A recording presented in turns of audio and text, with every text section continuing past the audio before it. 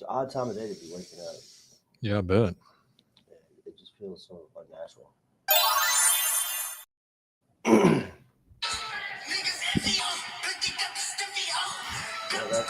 That's not what I wanted. I hate how TikTok does that, man. That should give you an option for phone. No kidding, right? The app. Nobody wants to hear that shit. All right. Okay.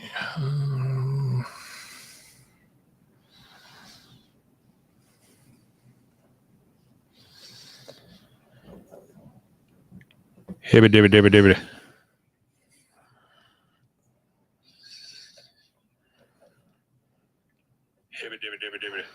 Give me a little something. Hello. Is there anybody in there? Oh, I didn't like that. Hello. Okay, cool. All right, here we is. Here we is. What are you gonna do a thing? Oh, look at there. What's up, Jamie Bautista? Bautista. Bow. Bow.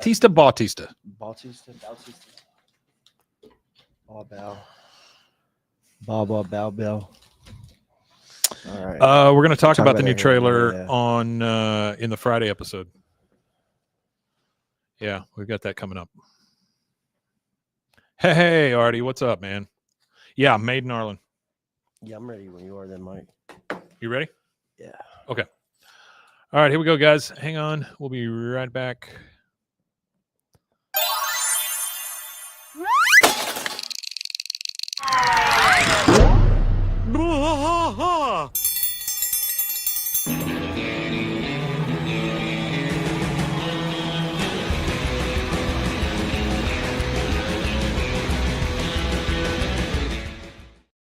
Hello, and welcome to Bwaaa, King of the Hill podcast. I'm Mike. And I'm Rusty. Hold on. Rusty. And then he got up and left. He just left. He went away. Is it too low? He's saying it's low. Look at that. Real time. For you audio listeners, he's adjusting the camera. This is the kind of behind the scenes stuff that you guys love. Yeah. There he is. Let's see. Oh, so much better. That's a little better. So much better, Rusty.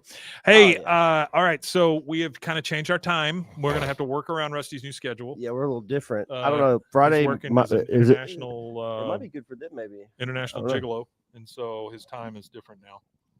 Yeah, we're. I'm a man of the night. Man of the night. This is for we record. Jamie, we record.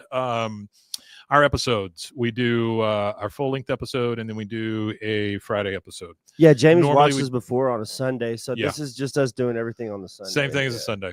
Yeah. This reminds me of the early days in the old studio. Yeah, you're right, Artie. All right, here we go. We are here with King of the Hill, Season 7, Episode 22, or in the year of our Lord 7 ABE 18, Made in Arlen, and that's MAID in Arlen. This originally aired Sunday, May 18th, 2003.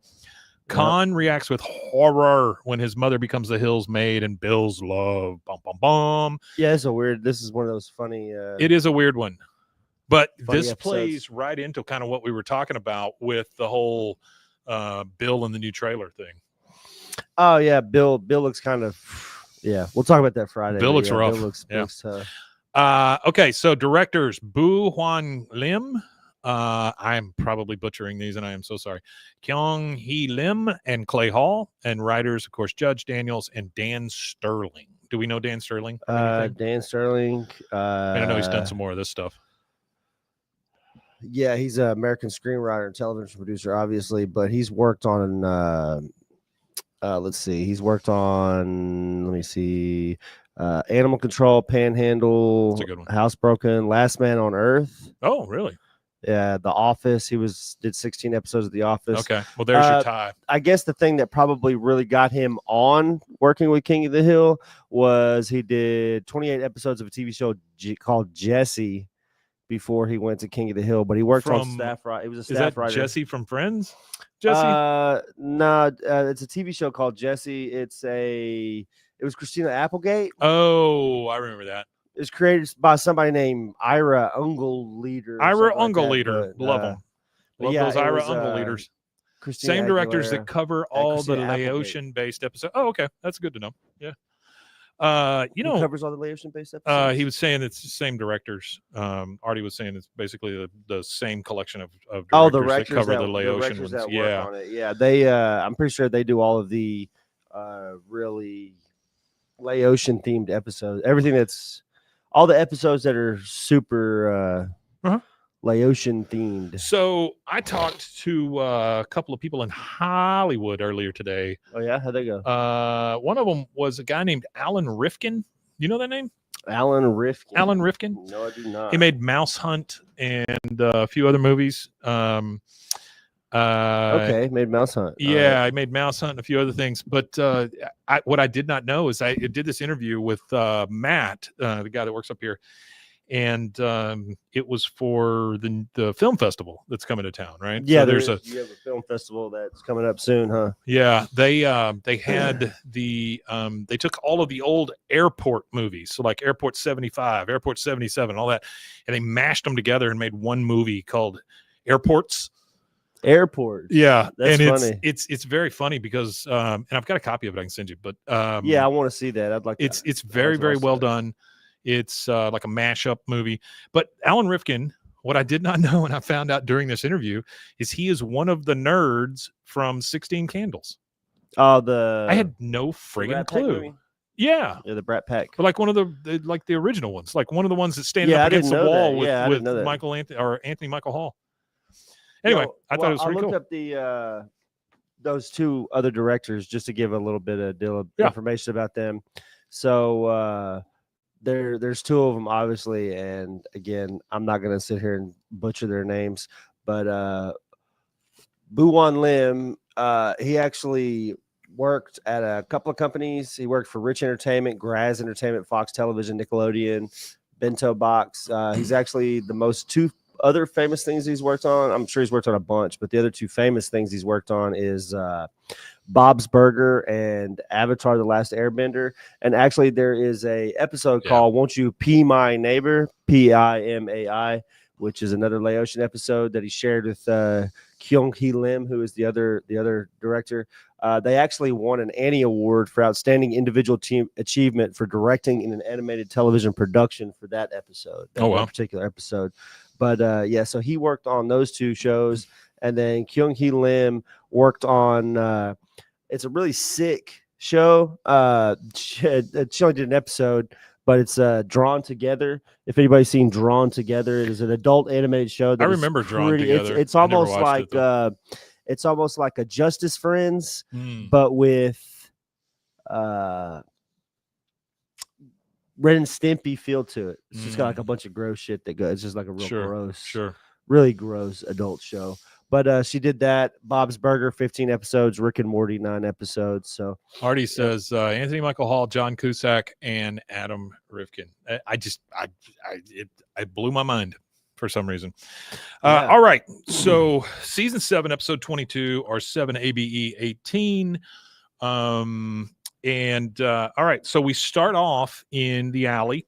We got all 4 guys in the alley, and we start with Bill. Hey, you think I'd meet more women if I changed my name to Tango? Which I think is a fantastic opening line. Yeah, that's pretty funny. Just change your name to Tango. Hank says, don't change your name again, Bill. The best part of that joke, the entire thing, is again, the word again. Bill's changed his name before. A moving truck pulls up. This is Arlen Moving Company, I believe. And you hear Kon Kai Khan, and it's Khan's mom getting out of the truck. Khan is like, Mama. And then here comes Dale watching all of this. And he's like, Khan has a mother? Somehow I always pictured a pod situation, which I understand that completely. Now we're in Khan's kitchen. Min is trying to cook.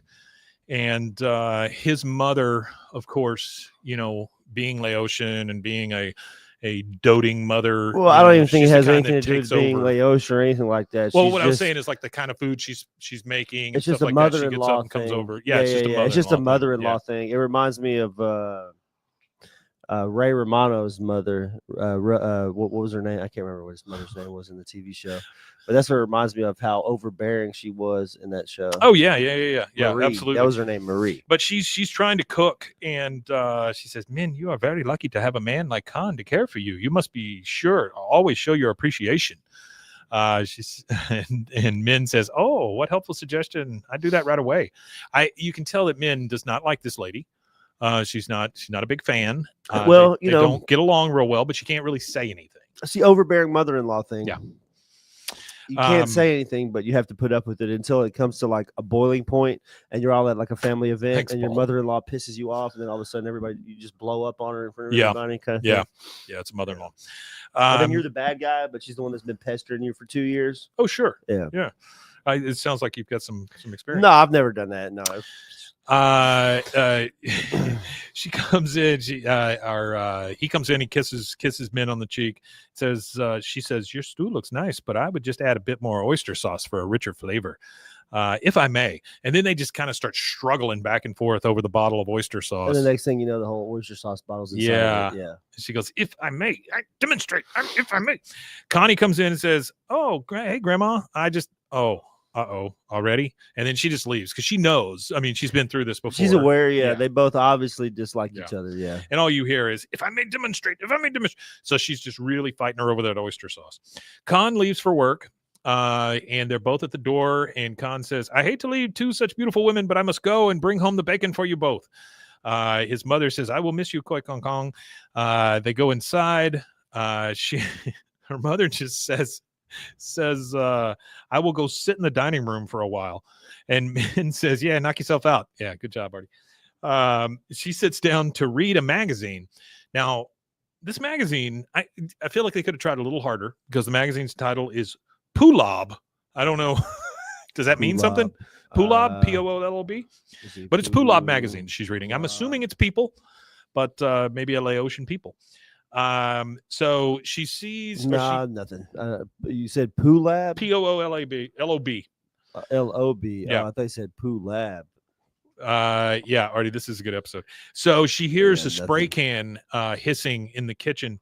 She walks in there and she goes, "What are you doing?" She goes, "Oh, just some cleaning." She goes, "No, Leoma, it's not necessary. I cleaned house yesterday. It's fine."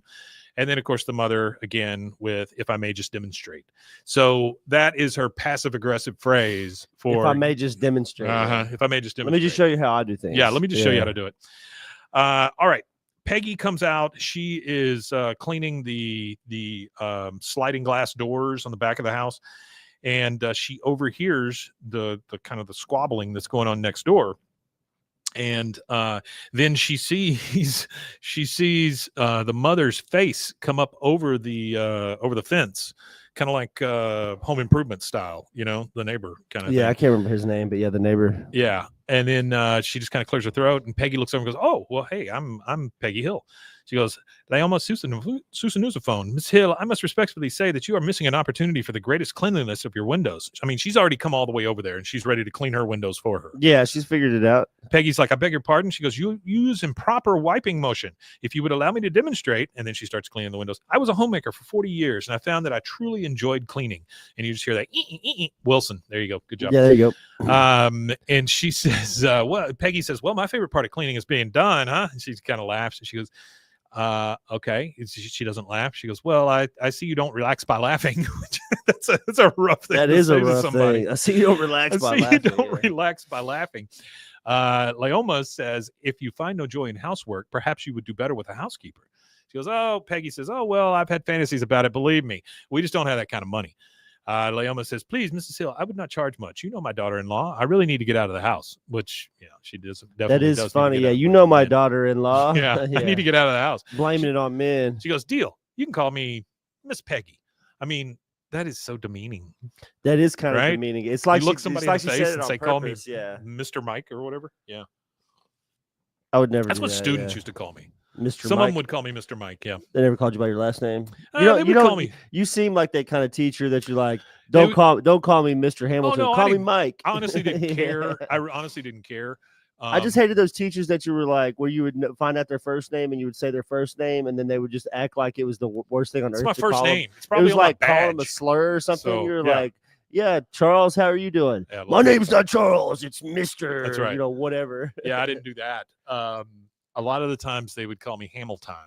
Hamilton. Yeah, I like that was my name. Hamilton. I did not come up with that. I do not assign names to myself.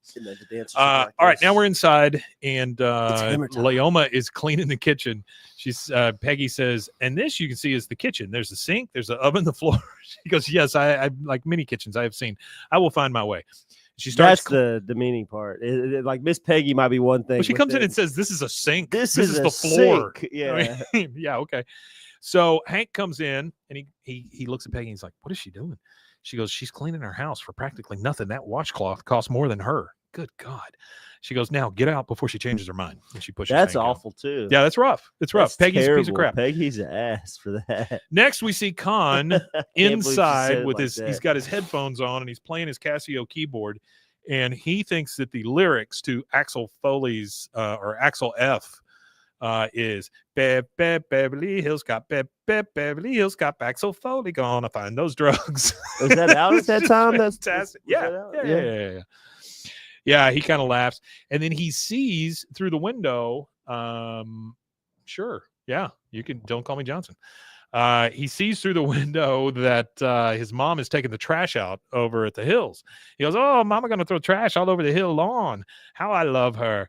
And then she goes to the actual trash can by the front, and she goes, "No, not there." And then she's like carrying it to the actual trash can. He goes, "Well, how is that spiteful? What's she?" And then you see her through the window. She starts actually cleaning the garbage can before she throws the trash away. Yeah, which Con seeing that, she's not too happy because she's taking care of those rednecks. That's true. And Peggy says Leoma. It's demeaning. Yeah, Peggy calls for her from inside the house. She goes, "Coming, Miss Peggy." And he sees all of this and he's just like, "Ah!" He freaks out. What's worse is men leasing her out for less than yes, absolutely. Less than a washcloth. You got that right. All right. So Con's house again, his mom is in the bedroom folding towels. He comes in and he goes, "This crazy, you survived brutal dictatorship and communist state only to become slave in America?" She goes, "Oh, don't be silly, Con." Now, and she holds up a work shirt that says Hank on it.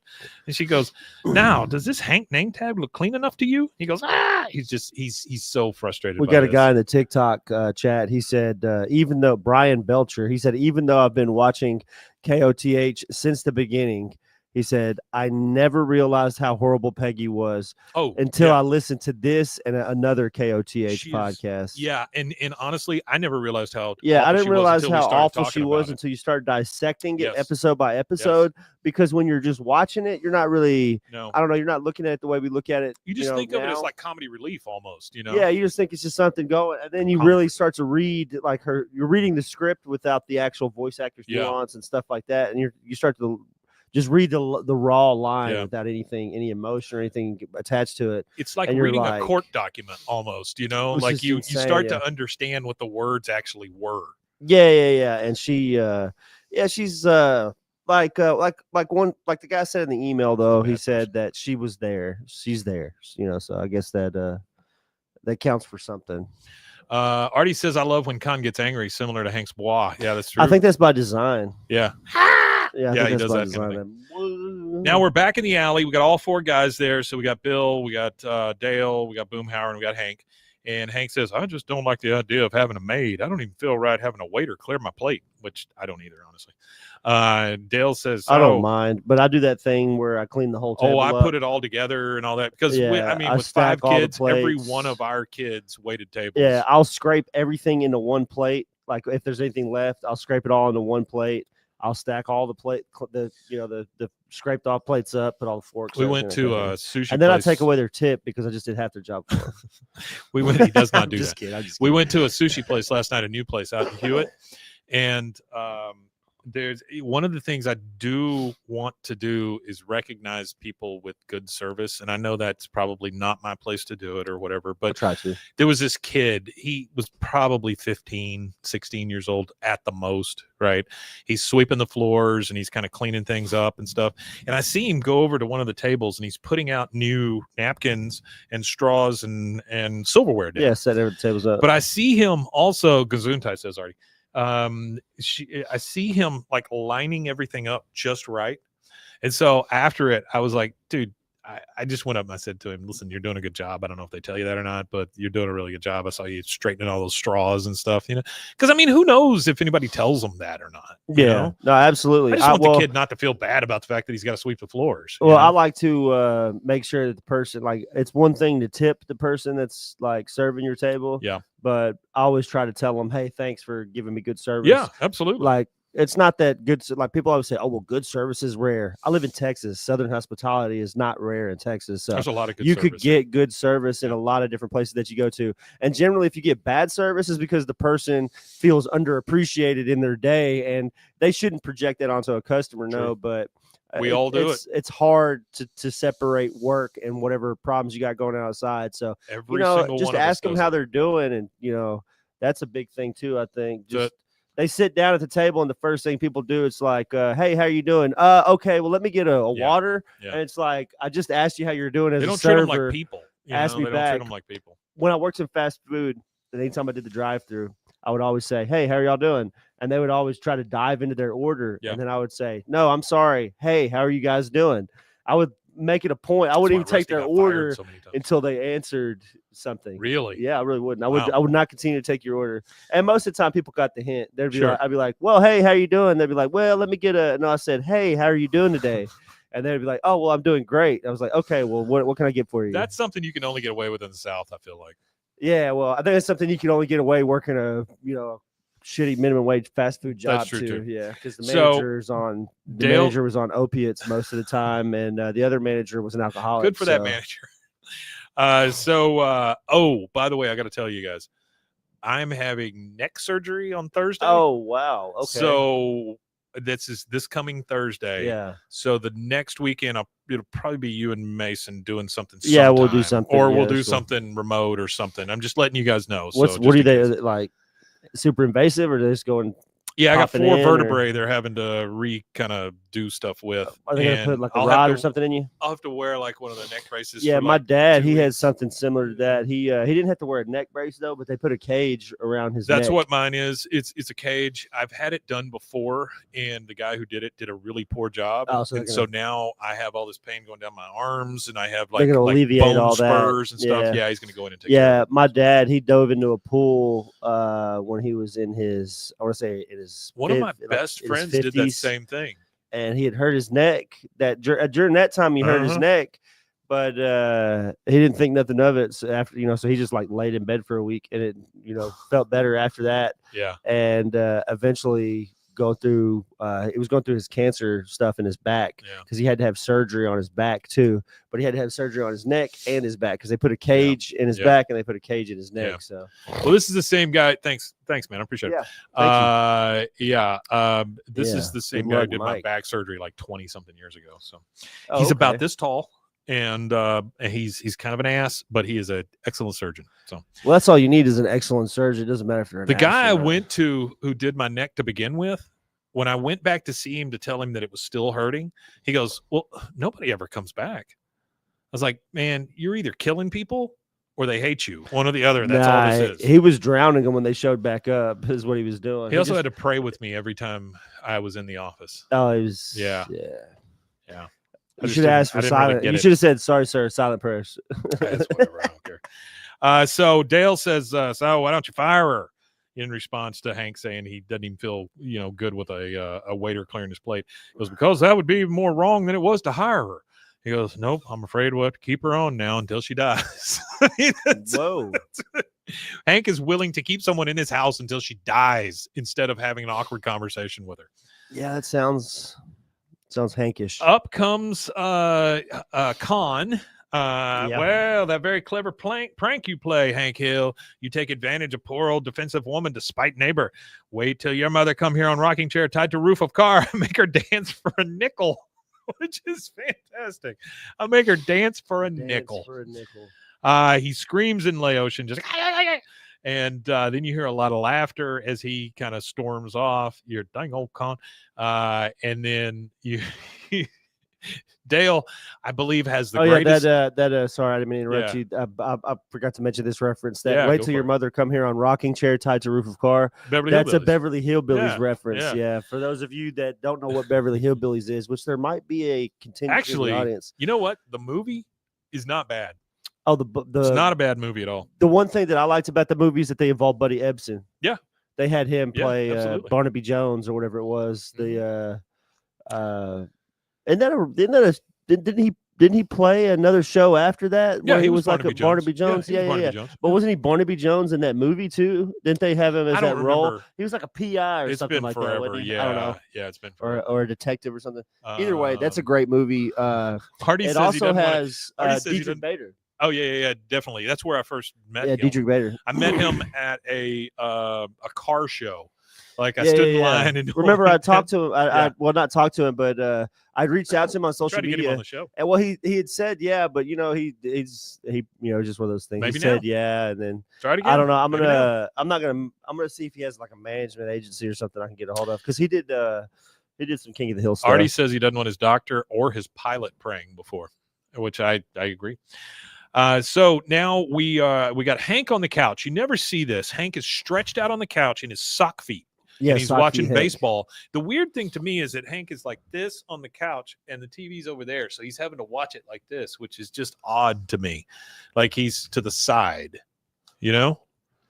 It is. It's a weird angle that he's watching. It's a weird TV angle that he's watching TV at. But he's watching there. TV, and you can tell it's baseball playing because you hear the crack of the bat and stuff. Hold on. TikTok chat said Brian Belcher said, I don't remember anything about Beverly Hillbillies except that my mom watched it. Long story short, Hill people shooting Barnaby food. Jones, the milk drinking PI, he says. Yeah. All right, Brian Belcher. So real quick, hillbillies living in the hills. I never thought we'd get shooting at food. Up came Bubbling Crude. Bubbling Crude made them billions of dollars, Texas tea, all that stuff. Then they moved to Hollywood after they made all this money. And then it's about the antics. Pond, which is a pool. Yeah, it's about the antics of hillbillies in it's a silly 1960s show. Los Angeles. It's definitely the 60s. Good show. It's about the same time as I Dream of Jeannie and things like that. Well, it was that era of TV before they started doing like modern sitcoms and stuff, where they still had a lot of rural. They were tapping into a lot of rural stuff. Green Acres, Beverly Hillbillies, Hee Haw, all that stuff. Petticoat Junction. Yeah. Those, They were like tapping into that. I love the Green Acres. Green Acres was my absolute favorite show. I actually have because it is insane. I actually have a buddy that's his actual Junction, legitimate name. His legal name on his ID is Green Acres. Really? Different spelling. It's not ACRES. It's a different spelling, but his actual name is. It's a family name that's passed down. He's a black guy. It's passed down since his family was actually in slavery. And when they sign their name, he signs his name and he puts a paw on it. And I asked him what the paw meant, and he said that that is his great grandpa, whoever, before he could actually write. That was his mark that he would make on papers that he had to sign before he could actually sign his name. Really? So he made it a point to make sure his kid was literate, his kid. But the paw kind of stayed with everybody's signatures as like a memory. That's amazing. And it made it to a guy who's born in truly my amazing. generation. Yeah, I thought that was kind of cool. Amazing. But Green Acres was one of my all-time favorite shows. But if you go and watch into that rural thing, that's what there's a lot of TV shows in that specific era of TV because they tapped into that rural thing, and then just as quick as they tapped into it, there was like shows they tried to come out with in that same vein, and they didn't work after that. And if you go and watch an episode of Green Acres, it is the most unhinged thing. Like climbing a telephone pole to make a call. Mr. Haney, who comes through and tries to sell them just garbage that will probably kill them. I mean, it is a weird show, especially for the time. You could probably get away with a lot of the Green Acres stuff now, but oh my God, it was just weird, but it's funny as hell. One show I liked that was kind of weird like that, but it was a British TV show. It was Keeping Up Appearances. And there was a lady on there who Andy Griffith Onassis. The family name is Bucket, but she used to say, "My name is Mrs. Bouquet." That's a good show. All right, so we got Hank on the couch. In comes Leoma. She says, "Hello, Mr. Hill." He goes, "Oh, hi, Leoma." I'm surprised he didn't put his shoes on. Well, he stands she can't up. see me in my socks. She took him by surprise. So he starts to stand up, and she goes, "Oh, please continue to watch your sports game. I will not disturb you." This is the most uncomfortable thing to me. Like, if we ever have somebody come and clean the house or whatever, which happens like once a year, I pay for somebody to come clean the house like right before Thanksgiving. Yeah, just because I don't want my wife to have to mess with it or whatever. It's just I easy, certainly don't want to do it. And then anyway, it's very uncomfortable to me to be in the same room while somebody else is doing something like that. Even if my wife is like doing the dishes or whatever, just putting them in the dishwasher, I don't like just sitting there while she does it. But anyway, he tries to stand up. She goes, "Oh, please continue to watch your sports game. I will not disturb you." He goes, "Oh, I know. I'm just stretching my legs." He's not stretching his leg. He was getting up for that. Numbers on all the appliances. Yes, numbers on all the appliances. You got that right, Artie. She is literally on all fours in between. Yes. So she gets down on the floor and starts scrubbing the floor. And she goes, "Uh-oh, sticky stain," while she's cleaning the floor. And he is he's racked with guilt because this woman is on all fours cleaning. He kind of starts to get up. She goes, no, Mr. Hill, it's okay. You stay and watch. I insist. And she's just grunting and scrubbing on the floor. And he goes, "Oh God." It's just his nightmare. He don't like the idea while of somebody else is somebody else is cleaning his house. I think that he's more uncomfortable about a stranger being in his house cleaning it. Yeah. Bobby, a little different. Bobby's in his room. He's laying down on the bed and he's playing his Game Boy. And in comes Leoma with a tray with some food on it. She goes, "Time for afternoon snack." He goes, "You brought me a snack?" She goes, "You are the male child of the family. Your responsibility is great. So I thought the snack was a good touch. Honestly, I thought the snack was a good touch. She goes, "So must be your nourishment." He starts looking at it. He goes, "Melted cheese, roast beef, sauerkraut. This is a Reuben sandwich." He gets all choked up, like he's literally going to cry. He goes, I wasn't expecting this. I got to sit down." And she just puts the tray on his lap. Yeah, he's just he loves it. Yeah, he loves it. He's taken aback by it. I got to say, if somebody brought me a Reuben, I would love them too. If you took me a Reuben, I'd probably hit you in the chest with it. I hate. You don't like Reubens? I absolutely do not like sauerkraut. Huh. I'm like I told. I've mentioned it before. Yes. I'm pretty sure. We see why Con loves or something. Anything cold like that, I'm not a big fan of. Pea salads, potato salads. Yeah, but this is hot sauerkraut. Well, yeah, you're right. It might not be that bad being warm. You're right. Being warm, it might not be that bad. You got that brown mustard. The one thing that I found out in the job that I have, I've learned a lot about microbiology and stuff like that. And one of the number one, he's a chemist. The number one cause of food illness in America, the number one food item is potato salad. Oh, I don't doubt that. I got super sick on potato salad not long ago. Remember that? Yeah, I remember that. Yeah. Mm-hmm. So really, like for me, I don't know if it's my body's survival instinct, but it tells me that cold things like that, like potato salads should stay cold. And pea salads, that I should not eat them because they're cold. Because you got to think the egg and the egg and stuff that's in it, it's cold egg. I mean, you could get salmonella from it. I get it. Get a good old salmonella. I will take my chances.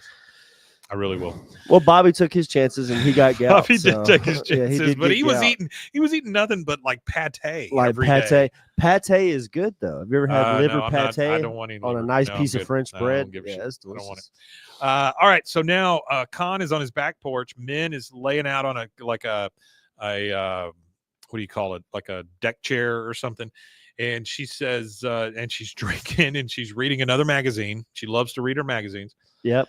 He says, "Oh, man, my heart is breaking. With every speck of dirt Mama cleaned from Hillbilly's toilet, it's one more speck of dirt on my face." She says, "Your mother must not be treated like caged bird. We must let her fly," because she doesn't want her there. She says, "Even if it's just across the street for a few hours a day." He says, "Tomorrow's Mama's day off. I must find her a new way to occupy time. Something she can do here in house instead of Cracker Shack next door." Cracker Shack. I like that. Yeah, that was funny. She goes, "Day off." Like this catches her by surprise. That's one of those lines you don't catch until you're reading it. Like I missed that line. I watched this episode like twice this week, and I completely missed that Cracker Shack. She is taken back by this, and she says, "Day off, so she'll be here tomorrow with me." She does not want that. Artie says he grew up with a sauerkraut factory in his town. Whenever it rained, it stunk really bad. It was right by the railroad track, so our bus had to stop. Wow. Bad sauerkraut. I grew up kind of close to a dog food plant. If you remember right there on Golson Road, at the corner of Golson Road on Loop 340, there used to be Champion Dog Food. Oof. And it makes a horrible there used to be a horrible smell there. It's on that that's like it's kind of like on that stretch where Pilgrim's Pride. Yeah, I know what you're talking about. It used to be right there in the 90s. Yeah, I know what you're talking about. It there used to be a thing here in Waco, Texas, where when you cross the bridges, it would smell like just shit. It would smell terrible. And my dad would always tell me that they're turning the poop over. If you're on Highway 6 going or the loop and you're coming up the loop right there by where Robinson is and all that whole area right there, you can smell sulfur when you get close to the river because they used to have that sulfur plant or whatever it was there. I don't want it. No, thank you. All right. So she didn't realize that she was going to be off and with her. I don't mean to keep interrupting you. You know what smelled really bad? I went to Houston to pick up my buddy after Hurricane Harvey. Smells. After Hurricane Harvey, I went to go pick him up after Hurricane Harvey happened. And, he was already in Waco. I drove him down there to pick up his stuff because he was leaving. He was like, I'm done with Houston. From the 50s, Hurricane Harvey. Yeah. Well, because he said he was done with Houston now after Hurricane Harvey. So he was moving back to Waco and he lived with me for a little while. So we were watching the Conor McGregor fight versus Floyd Mayweather. That was the weekend that Hurricane Harvey hit. Yeah. So we drove down there after it. But that was the worst smell I've ever smelled in my life. That's we rolled our windows down, riding through that area, and it just stunk horribly. So Jonathan Ross is dead. It's actually Jonathan Joss. It's Joss, and he knows that. But yes, he has passed away. So Min did not realize that Leoma was going to be there with her tomorrow, and she does not want that. So there's the alley with all four guys. Min comes up with a clipboard. And she says, "Howdy, fellows. I see you're all relaxing after a hard day work." All of them agree. A clipboard. She's trying to get the chore list started. Yeah. Bill says, yeah, just having a beer. She goes, "I bet you wish you had a super clean homes to go to like your buddy Hank." And they all look at him and they're all like, yeah, well. She goes, "Well, there's good news. My mother-in-law has remaining shifts available at unbeatable prices. Who signs up first?" Dale thinks about it for like 2 seconds and goes, "Heck, I'll take a day. I could use some Asian fingerprints in there." Which whatever that means. Whatever that means. And then Min says, "Why not you, Bill? Have you become emotionally attached to your mini rats and cockroaches?" Bill does not even bat an eye at that comment. And he says, "No, they leave anytime they want. I wouldn't care." Here comes, or she says, "So hire Leoma. She's practically free." He goes, "Well, maybe I should. I just always figured I had to be rich to be clean. Had to be rich to be clean. Rich to be clean." So they start signing the clipboard. They're all getting signed up. Oh, Dale signs his real name. Okay. She goes into Bill's house. The mother does. And he opens his door, lets her in. And his house is not only a dump, but I was amazed. It's pretty bad, yeah. I was amazed at how many banana peels there are. There are so many banana peels on the floor. At least he's eating healthy. 6. No, he's not eating healthy. And she looks at it and she goes, "This will take me months. Thank you, Bill." Like she's happy about the fact, She likes to work. Yeah. Next thing we see is Khan backing out of his driveway. He looks over his shoulder and he sees in the back of Bill's yard. By the way, I do not understand how this neighborhood is laid out. I thought I did. I thought I knew how it was laid out. I do not know how it's laid out. I'll point it out here in a minute. But he's backing out and he sees her in Bill's backyard. And then he sees her like helping him with laundry. She picks up his big boxers and hangs them up. Big boxers. Yeah. You could sell a shit. Hangs them up on the line. And he just says, "Ah!" He freaks out. He screams. And then we hear his car crash into something. He is not happy at all about the fact that she is in Bill's house. Inside, we see, "Oh, Leoma, I can't thank you enough." This is Bill. "My house is clean. I'm clean. And I can't believe how many forks you found." She says, "It has been my pleasure. It's a curious thing. I moved here only to be closer to my son. It has been a lovely surprise that I have also found something to do." She's cutting Bill's hair, by the way. Yeah, she's grooming Bill. Bill's hair. We're at grooming Bill time. He says, she goes, yes, lovely. He goes, oh, something's on your mind? I mean, as a barber, I've seen that look on my own face in the mirror many times, which, okay. And she says, well, there is still a void that neither family nor work can fulfill. He goes, yeah, there's a void in my life too. He goes, it's nice to talk to someone who has the same void, which is a weird thing to say to somebody. She goes, Leoma, forgive me if I'm out of line, but would you ever consider spending time with me, outside my house? And you see her put a hand on his shoulder and kind of squeeze a little bit. So something going on there. There is a little something going on there. It's kind of funny that Bill would be the initiator. The next thing we see is both of them walking hand in hand in a grassy field, just out in the middle of a field. Leoma says, a heart attack took my husband away from me to the next life, but I believe he returned as a gentle wind that blows through this meadow even now. That specific meadow? I guess. Okay. He goes, my God, that's the most beautiful description of a haunted meadow I've ever heard. A haunted meadow. Yeah. It's great. He goes, my heart's been broken so many times. She goes, I will be gentle if I may demonstrate. And then she dips him and kisses him. Yeah, she dips him. She dips him. Yeah. And he goes, oh, Leoma. And that is our first commercial break. We will go take that, and we will be in Oklahoma. No, we'll be right back. I think that's right back. Yeah.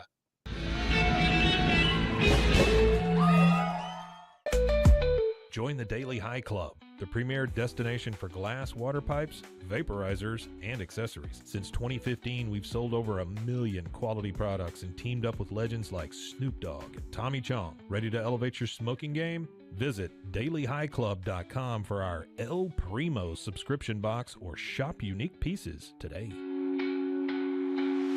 Discover the world of luxury sex toys at Luxury Toy X and indulge in the ultimate pleasure experience. For years, we have been dedicated to the belief that sexuality and wellness are essential components of a happy and healthy life. With over 70,000 satisfied customers, we take pride in our ability to provide products that enhance your sexual well-being. Join our community of satisfied customers and unlock a world of pleasure and self-discovery. Visit luxurytoyx.com today.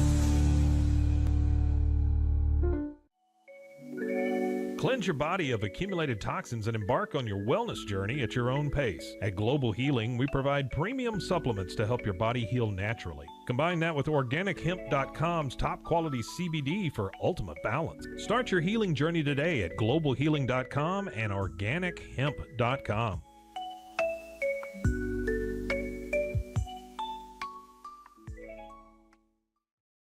I'm Hunter, the founder of Hello Cake, and today we're digging into ED meds. The number one thing we hear is that guys are sick of waiting for ED meds to kick in. Traditional ED meds take about an hour to kick in as they have to go through your digestive system, where Hello Cake's ED medication dissolves under your tongue and works in about 15 minutes. That's about 3 times faster than traditional ED medication. Curious about ED meds? Go to hellocake.com.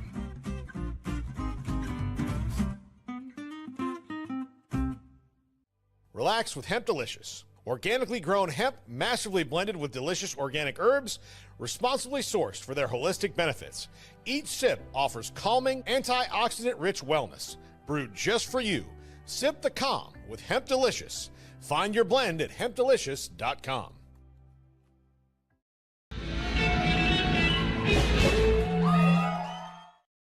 All right, and we are back. We're coming back from back. commercial, and we see all 4 guys in the back in the alley. Alley's full. Now, Bill has a neckerchief on, right? So, like a handkerchief tied around his neck. He goes, so you guys go to things. Anybody know where I can get 2 tickets to Love Letters at the Arlen Little Theater?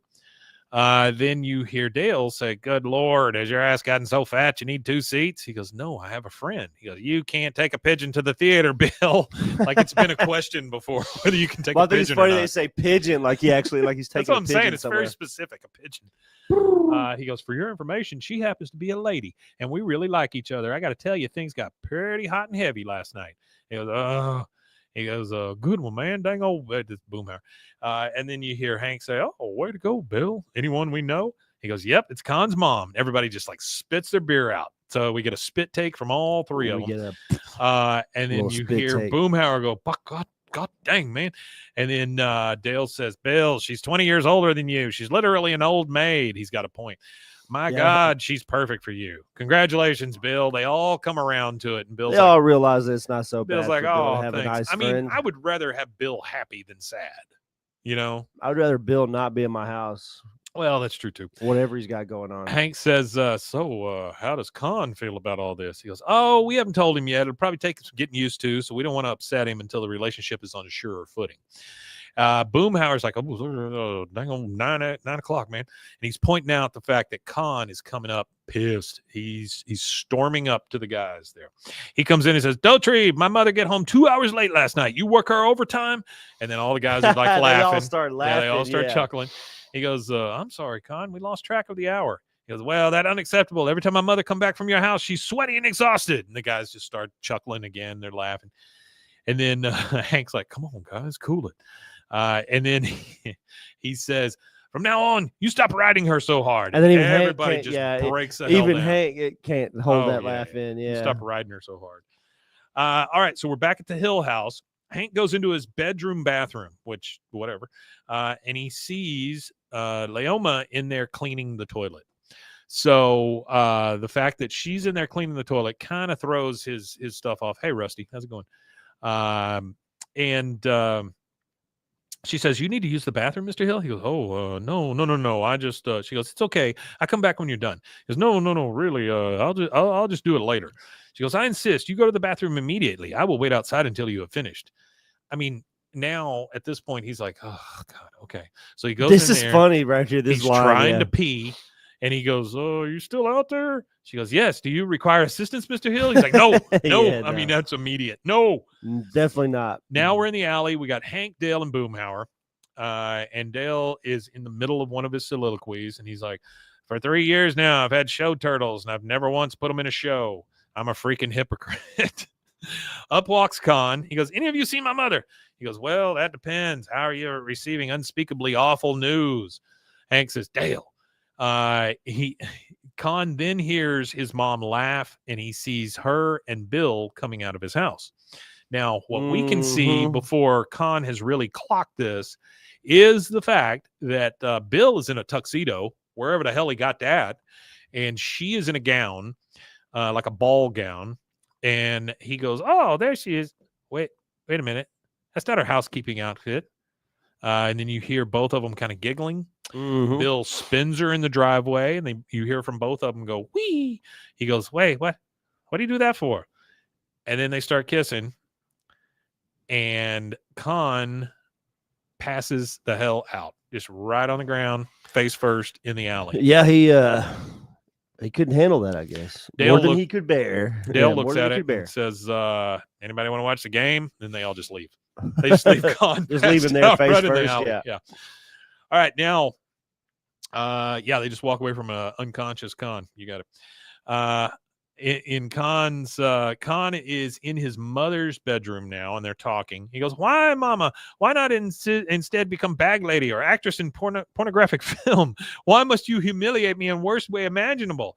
She says, Con, I do not mean to shame you. I am an old, lonely woman. Bill's such a big, strong man. Yeah, I think it's funny that being a pornographic, being a porn star would be instead of dating Bill would be worse than or be less worse than dating Bill. She goes, Bill is such a strong man. When I'm in his arms, I feel like delicate little hummingbird. And he goes, too vivid. No. She goes, don't you love me? She goes, he says, of course I do. You're my mama. She goes, Con, if you love me, you would try to love Bill. He goes, oh, we did. She goes, say it. He goes, I would try to love Bill. And she kisses him on the cheek. Yes, he has 2 Band-Aids on his forehead. Next, we see they are having Bill over for dinner. This is a big move on Con and Min's part to have Bill in their house, number one, and then have him sit down for dinner with the mother. So we've got Con and Min and Connie all at the table, along with Leoma, and now Bill, who has, again, his neckerchief kind of around his neck so that he's got kind of a bib. Probably hiding hickeys, too. But what I will say is he's using chopsticks. Yes, he is. Which I didn't think Bill could use chopsticks. I think any utensil to eat food with, Bill probably has mastered. I would think he would just use it to stab stuff with, He goes, I swear, Leoma and I must have been the handsomest couple. I think we forget who Bill used to be, though. I feel like Bill, if he grew up in that antebellum Bill does have a huge Louisiana lifestyle because he grew up in if he That's grew up true. in You that kind of forget about antebellum, that part. he probably has really good home training. He just is depressed. I think that's the big part about Bill is Bill probably was that guy who would get up and mow his lawn. He's probably more similar to Hank maybe before depression and before she left alcoholism. him. Yeah. And boy, at the end of this, Khan is the meanest person in the world. That's pretty awful. So he says, "Oh, I swear, Leoma and I must have been the handsomest couple in that noodle house last night." And everybody at the table's like, and then he goes, "Yeah, you should have seen the way people's head turned when we walked in together." Khan's just like, he's just muttering. He goes, "I guess there's something about a couple that's deeply, deeply in love," and you just hear. He goes, "Yeah." Bill goes, "Of course, you should have seen the way Leoma flirted with the maitre d' to get us a table." And they both laugh. He goes, "Oh, Bill, stop." He goes, "Yeah, stop. He says, "Oh, I thought I was going to lose her for a minute there, folks." And then Leoma says, "Bill, you know I only flirt with you." Of course, Khan is having a really hard time. He's struggling. Yeah, he's struggling pretty hard. He says, "Bill, you know I only flirt with you." Bill says, "That one is true. It's true. She's like a teenager. She nearly caused me to go off to hit the guardrail driving home." That is enough for Khan. He finally just like, I feel dizzy and short of breath. He gets up. He goes, "I think I'm having a stroke." Bill starts to get up. He goes, No, don't get up. And he just leaves. Rusty, no, I don't know that it's always going to be live on Fridays at 2. But we'll let you guys know. We'll start trying to get that information out. Next thing we see, we're at the Hill House. Peggy is in the bathtub, big bubble bath. She's drinking champagne, and there's candles, and there's a towel on her head, and she is waxing poetic about whatever the hell she waxes poetic about. She goes, "And call me crazy dreamer if you want, but the only intelligent life in the universe? I don't think so." And you hear Leoma go, "Yes, Miss Peggy." She goes, "Explain the pyramids." You can't. The mom is, Leoma's on there scrubbing the floor at the same time. Now we go into the alley with all four, plus Leoma, the mother, in there drinking beer. Khan is watching from the sliding glass in his house. He goes, No. For the love of all things holy, now my mother will swill beer in alley like full-blown redneck. Men, again, drinking champagne and reading a magazine, which is all she seems to do in this show. All she seems to do, yeah. She goes, "Relax, Khan. She's happy out there, and your mother's happiness is the only thing that matters to me," because she knows she got rid of her. Khan says, "But what if people at office find out? I used to be, I could go to work and brag about my family. I tell them my daughter a genius. She built perfect replica of lunar module for advanced placement science class. They have no retort. Now, anything I say, they counter with, oh, how's that six-toed possum baby your mother have with redneck?" Six-toed possum baby? Six-toed possum baby. That's funny. Connie, this is one of the only things she says in the show, she holds up a little spaceman. She's been working on kind of a robot and some space stuff. And she goes, "What do you think, Dad? Does this look like a convincing replica of Harrison Schmidt?" He grabs it and he goes, astronaut turned senator. Now, this is the kind of man who should be dating my mother. Men who conquer moon, not man who conquer moon pie. That is a great line. That is a great line, yeah. He gets a real sly grin on his face because he's got an idea now. Now we're at Bill's. Khan has come over to Bill's house. He's sitting on the couch with Bill. Bill says, "Khan, I'm so delighted that you finally came to see me." Artie says Harrison Schmidt was the first scientist in space and one of only 12 men to set foot on the moon. That is good stuff. Go Harrison Schmidt. Yeah, he was in the Apollo movie. He goes, "Khan, I'm so delighted that you finally came over to see me." He goes, "Yeah, oh, well, I wish I could come here on happier circumstances." He goes, "Well, any problem of yours is a problem of mine," because he thinks he's part of the family now. Khan says, "Yeah, actually, this one's yours. See, here's the thing. My mama has fallen in love with another man." Bill's like, he goes, "An astronaut." "Which one?" He goes, "Harrison Schmidt." He goes, "Oh," like Bill knows who that is. No clue. Khan says, "Listen, can you fly a spaceship?" Bill says, "No." He goes, "Oh, then this could be a problem." Bill says, "But we were in love." He goes, "Oh, come on, Bill. You know it was only a matter of time before she leave you like your wife did." What a shitty person he is. Yeah, that's awful. My God. Bill is so depressed at this point. He's like, "Yeah, suppose you're right. But why didn't you tell me yourself?" He goes, "Because she pity you. Yeah, mama way too nice to hurt you. Just so she could find true happiness. So I guess she just live out her days in miserable, unsatisfying relationship with you. The important thing is that Bill gets what Bill wants. Well, it's not really my business. I show myself out." What a dick. Yeah, pretty bad. He is a dick. Ruining his mother's relationship with somebody. Yeah.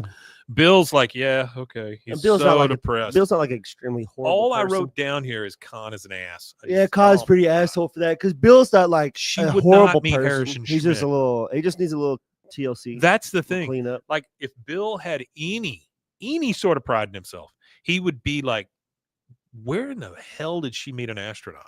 Yeah, pretty much. You know? Anyway, all right. Well, So they live in Texas, so there's a so lot of astronauts in Texas. but they're not even near Houston. So we're at Bill's now, and it's Bill and Leoma, and Leoma is eating noodles out of the bowl. Bill's depressed and he's not eating. So she's like, Bill, are you not well? He goes, I'm okay. She goes, no, something's wrong. Usually you're licking the bottom of the bowl by now. He just sighs. She goes, you are breaking up with me. He goes, sometimes you have to move on to find true happiness. And I mean, she is just he is so depressed. He's not excited about it. No, he goes, new people show up in other people's lives, sometimes wearing space helmets, I guess. She goes, this is it. And she doesn't question the space helmet comment. She goes, this is what you want? He goes, well, I think in the long run, it's better for both of us. Don't you think? She goes, oh, yes, of course. He goes, good. Then we're broken up. And he just gets up and he looks out.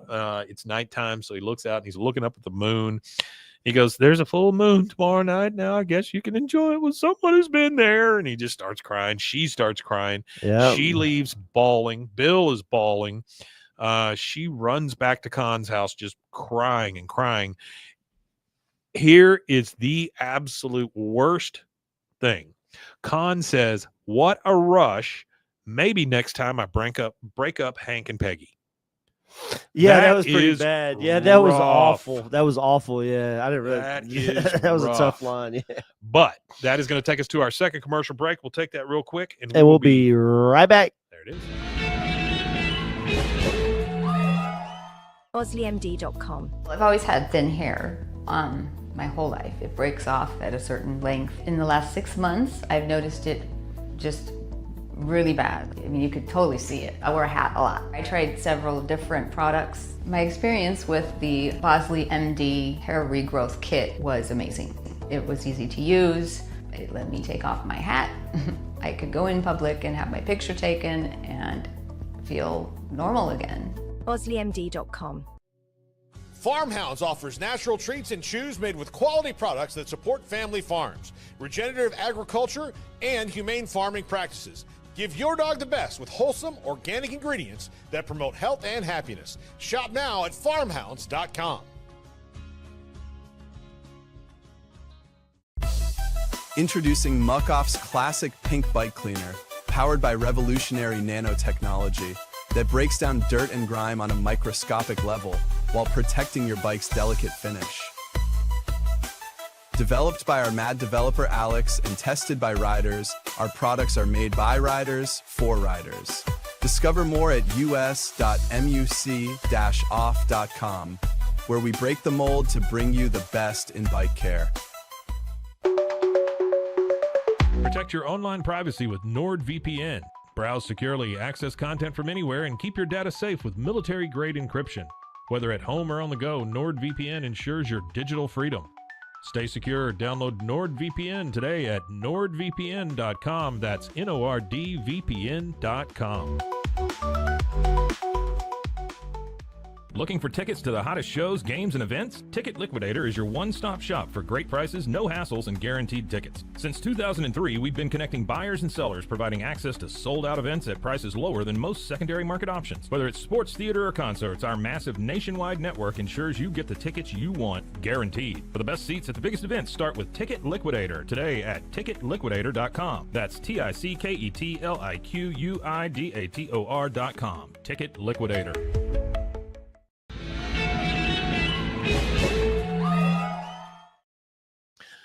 We're talking about some movies we've seen. We were just talking about the movie Sinners, which is pretty good. I didn't like the after the credits thing. I thought it felt kind of forced. Artie says #ShittyCon, which is perfect. But I did go see the new Superman movie, and it is fan-freaking-tastic. I loved it. All right, so we're in the alley with all four. Bill looks rough, and I mean rough.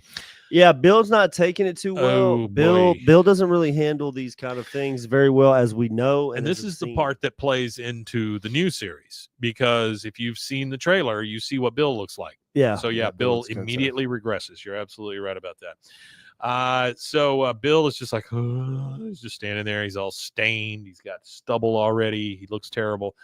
Hank says, I'm not going to pretend that I really got you two, but you seemed happy. Why'd you break up with her? Well, she was clean. I was dirty. Something had to give, which is pretty funny. Hey, Homer.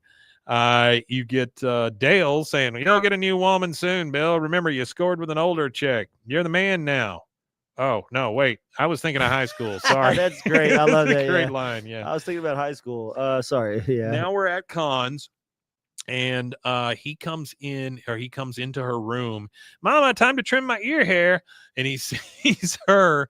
She is there packing.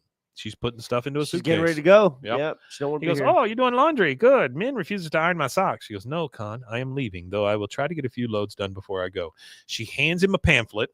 He says, Pinebrook Acres. She goes, it is a combination retirement home and cemetery. It's quite convenient, which honestly it kind of is. He goes, but everything perfect now. Everybody happy. She says, I am sorry, but it's too hard to have Bill so close. And the home will be fun. I am sure there will be parties where they make us wear tiny little paper hats. Yeah, I like that. A combination of retirement home, cemetery. So Hey, that's a hell of a business idea. There you go. Now we go into, did I ever tell you my business idea for a funeral? So, like for a funeral home, you take these old banks. I'm sure I've said this on here before, but you take the old banks with the drive-throughs. Yeah. Like we got one right over here, right? It's not being used. What you do is you put kind of a rotating thing in there so you can have 2 or 3 different coffins. So it rotates to whoever you're there for. And then in the little thump device, you can throw your flowers, you can put your whatever, right? You come in, you pay your respects, and you move on. You just drive through funeral.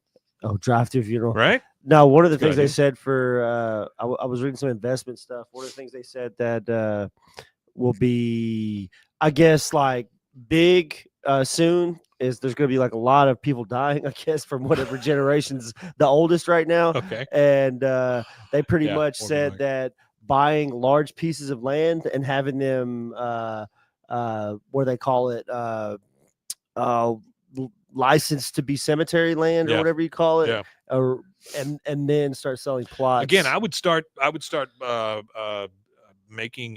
burying people straight up and down. Oh, burying them that way that. You can take up the most I space. say turn them into mulch. That's true too. All right, so Leoma combination retirement home and cemetery. We are now over at the Hills house.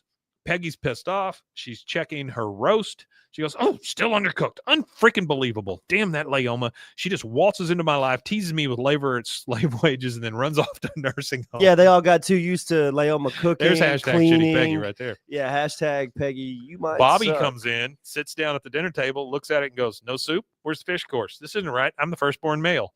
So he's gotten spoiled by Leoma. Yeah, he got spoiled by Leoma. I think he got spoiled by Leoma in a way that nobody else was getting spoiled. She was making him Reuben sandwiches and apparently fish course and soup. Apparently there was a soup with the food, and then there was also a fish course. Peggy gets pissed off. So Leoma wasn't only cleaning; she was also cooking. Peggy gets pissed off. She goes, "Look, I should be in the warm tub now, contemplating." She throws the roast in the oven, and then we get to the next Con scene. didn't just ruin Bill's life. No. It seems like he disturbed the entire ruined everybody. neighborhood. Hey, you see that here in a minute. He's a narcissist. Hank comes out What to a get the paper. jackass. Okay, here's what I don't understand. Okay. She's cooking a roast. She is cooking Bobby roast. comes in looking for the fish course, soup course. Yeah. Very next scene is Hank coming outside, stretching and like he just woke up to get the paper. What time of day is it? Well, it might be nap time. Hank might have took him a nap. He's in a robe. But he's a beer drinker. I don't. He might have put on some pajamas to take a nap. Hank doesn't seem like the kind of guy that just takes a nap. No. Hank is the kind of guy that if it's nap time, he goes in there and he completely changes into his pajama. You can't put your work. You can't. I can't put my work clothes. You think he in the formally bed. goes to sleep? I think so. Yeah. All right. And Well, then he just lays like this. He just comes out. He just lazy. lays like he's in a coffin while he's Speaking sleeping. of, yeah, he would love the combination. Rises. So he's kind of Where's yawning. Leoma? He opens the front door. He goes, "Bwaaa, what the hell are you doing here, Bill?" And Bill is just like laying on his porch, right? He's just like in the fetal position on sad. the porch. Bill is super sad. This is one of them really like when Lenore comes back to town Yes. moments. It's kind of like a really He depressing. dresses up like Lenore. He goes, "Oh, sorry, it's just that we're in Leoma. This is where Leoma and I first made love on his porch." On his porch. Hank goes, "I don't get it, Bill. Bwaaa. You broke up with Leoma, and now you're pining over her." He goes, "I only broke up with her because I found out she was involved with an astronaut." Hank's like, "What?" He goes, Harrison Schmidt. And I didn't want to stand in the way of her being such a great guy.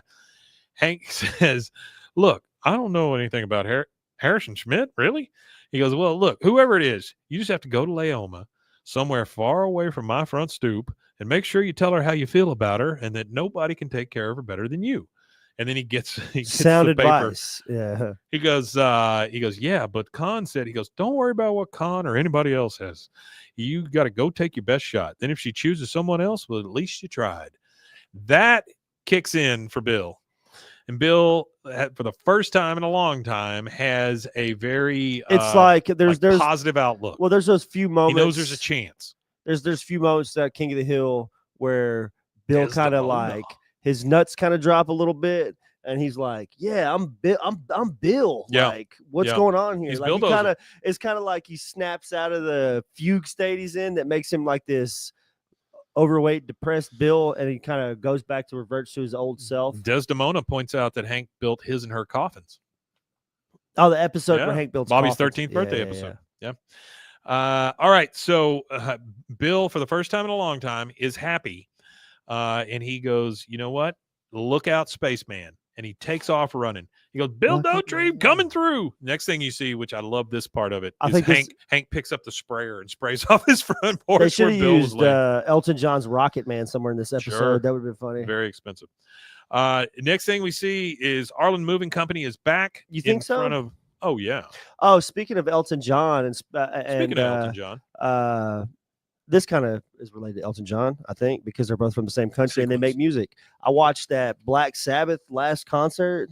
Yeah. Man, you know, I've heard of that Youngblood kid or whatever. I've seen him pop up in my feed a little bit, and I've listened to him a few times, but he's saying Changes. Yeah. And man, that kid, good, huh? well, he is the, I think he's like the knighted and dubbed and crowned successor of Ozzy Osbourne. I think because there's an interview like where it's Sharon and what's the daughter's name? I can't remember her name. Whatever her name is. Sharon and her daughter are interviewing Youngblood, and they're talking to each other, and there's so many comparisons in him and Ozzy Osbourne as they were going through it all. There were just like so many things where they were like similar people. The whole thing. Well, I don't know about the snort ants thing. It's more like he watches World War II documentaries on when they're on the thinks about the Roman Empire and stuff like that. Thinks about the Roman Empire a lot. One of my favorite musicians ever, though, or singers, all that. Ozzy Osbourne. Ozzy? Yeah. Well, I was a big metalhead when I was like, you know, I went to see Ozzy three times through that phase. I saw him once with the big hair. Did you see him as Ozzy, or did you see him as? No, I saw him as Ozzy once with the big hair, the big Kelly Osbourne. Yeah, Kelly. Well, because I know there's Kelly, Amy, and then he has two older kids from a previous marriage. Right. I saw him once with the big hair, which I always thought he looked like the Ice King from Rudolph the Red-Nosed Reindeer. Oh yeah. And then I saw Fat Ozzy and I saw Skinny Ozzy. Oh, okay. So you got him through like saw three different times, stages of his life. Yeah. I actually never got to see him live, but I was a real big fan of the Zakk Wylde era. That's the era where I was really listening to him in the late 90s when Zakk Wylde played with him, or the late 80s, early 90s. Bullet Boys opened up for him one time. Then what was the I'm the man. You remember that song? I'm the man. Yeah, I know what you're talking about. That band just based off of that, him. but I can't remember. Yeah. And then well, he did. well, that's the thing is Sharon went to Lollapalooza and was like, "Hey, you know, would you guys like to have Ozzy?" And at that point, they were like, "Well, Ozzy's not hot. Yeah. Like Ozzy's not somebody we want." So she was like, "Ozzy's not popular. What?" You always want and it Ozzy. kind of like Anthrax. She's the one that is kind of like responsible for him little face having a solo career, because he would have just been a washed up alcoholic drug addict if she wouldn't have like swooped up. She's definitely his career. She's definitely. But whenever she did that, she said that after she came in and she made the deal with him for him to to continue on or whatever. That's when they came up with or Lollapalooza turned him down. That's when they did Ozfest. Yeah. So she was like, okay, well, since you don't want to do Lollapalooza, we'll do Ozfest. And Ozfest ended up being super huge with the metal community. It was massive. I never went to an Ozfest. I went to the first Lollapalooza, the first tour. Oh, the very first tour, Lollapalooza. Yeah. That was with Cop Killer and all that stuff. No, it was amazing. Like Zach Wild. Great, I was reading a deal about Zach Wild at that time frame because he was in Black Label Society. He was in Zach Sabbath, which was a Black Sabbath cover. Not Mac Sabbath. He was in Black Label Society, and he was also Ozzy Osbourne's guitarist too. So he was in 3 different bands. So in Ozfest, he would have to play like 3 different times because he was in 3 different things going on. But so we're in front of Khan's house. The Arlen Moving Company is back. The Arlen Moving Company. They're moving her out. Khan says, "I hate to see you so unhappy because of Bill Bowtree, but who knows why he does what he does." Bill comes running down the street. Okay, so this is why I say I don't understand how this neighborhood is laid out. Yeah, I don't either. Because literally Hank lives right next door. Yeah. So where is he running from? Did he run all the way around the block because it's the back of the house? Maybe spread it around the block. So weird. To the alley. Yeah. But he's running down the street, kind of in officer and gentleman style. You know, he's running after his love. And you hear Leoma. And Khan hears and he goes, "Oh, okay, so time's a wasting." You go, Leoma. She finally hears him. She goes, "Bill." He goes, "Leoma, wait, don't go." She goes, "I am sorry, I must." He says, "Where is he taking you? Houston, Cape Canaveral?" Then now Khan knows that he's been found out, right? He knows he that got he's discovered. About to get it. Yeah. Okay, Bowtree, finally snap. Come on, we go inside. Call 911. He says, "Look, I don't care about your rocket boy, and I don't care about what kind of gifts he makes you. You want to know what I think of him?" And he takes his spaceship and breaks it in half. And the only other line that Connie has is, "Hey," like, because he broke her spaceship. He broke the thing that they were talking about her building. Yeah. He goes, "I never stopped loving you, Leoma. I just wanted to let you find happiness with astronaut Schmidt." Khan is getting very uneasy at this point. He goes, "But I know you'll only find true happiness with me." He's about to get found out in a big way. That's why. Yeah. She hugs him. She goes, "Oh, Bill. Oh, wait. Astronaut who?" He goes, "Yeah, Harrison Schmidt. Khan told me everything." She goes, "Khan?" And we look over and Khan is like trying to sneak back in the house. Connie did spend all the time on that project. You're absolutely right. The whole episode was her building. He goes, "Mama, it's not what you think." He goes, "I only did it because the thought of you two together make me sick to the very pit of my stomach." That's bad. He turns around and looks, and the entire friggin' neighborhood is there staring at him. Like everybody, they are all looking at him, and they are all upset. And he goes, "Oh, come on. Like you wouldn't have done the same thing if Bowtree was after your mother." Everybody kind of gets that. I mean, but still, they're pissed off. He goes, it's not so bad. It's kind of like those dogs. It's so ugly. It's almost cute.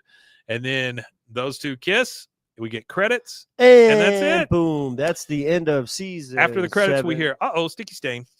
But yes, that is the end of season 7, episode 22. We have one more in season 7. Which actually its production number would have put it at ABE 18. So yeah, but we have one more, and then we're moving on to season 8. Yeah, we have one more episode, then we go to season 8, and we'll probably take like a day in between the episodic content.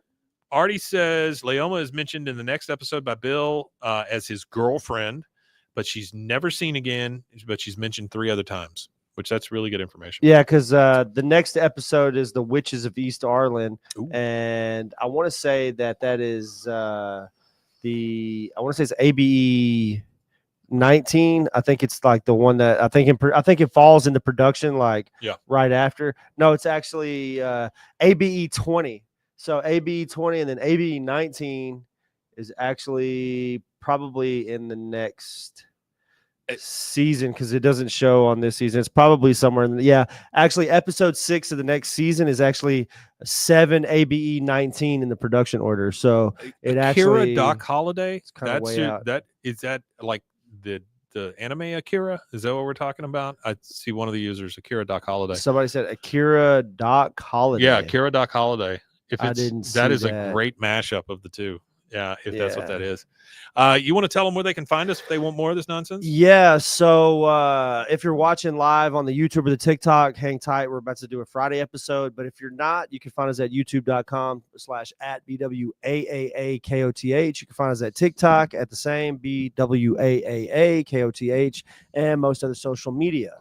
Also, if you want to listen to us live when we do these shows live, because we do record them as well as post them on YouTube and on podcast sites, you could find us, like I said, BWAAAKOTH everywhere. Oh, yeah, I like that. That's nice. Yeah, very nice. Alexander Green, about to. I don't know what that means, but I don't know what that is, but we're about to. Yeah, we'll be here for. So we're gonna the Friday episode. We're gonna end this one. We're gonna do another Friday episode, and hopefully you guys stick around. Nope. Thank you all for being here. We really appreciate it. Again, next week I may kind of be spotty, but I'll be in and out. And I think there's probably just one thing left to say. Wimatanye. Yeah, I am going to go ahead and say Wimatanya as well. Bye.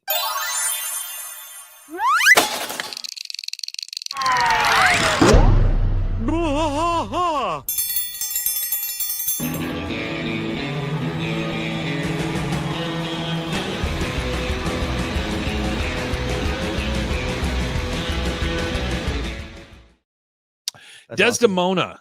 Tell me where the Desdemona mortem comes from. Yeah, and you're welcome. Thank you for being here. We really appreciate it. Rusty, Alexander, or Alex.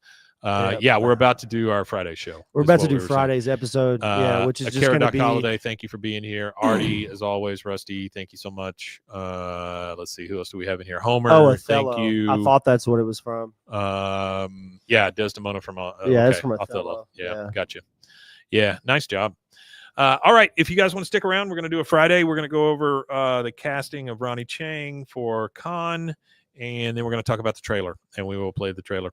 All right, so here we go.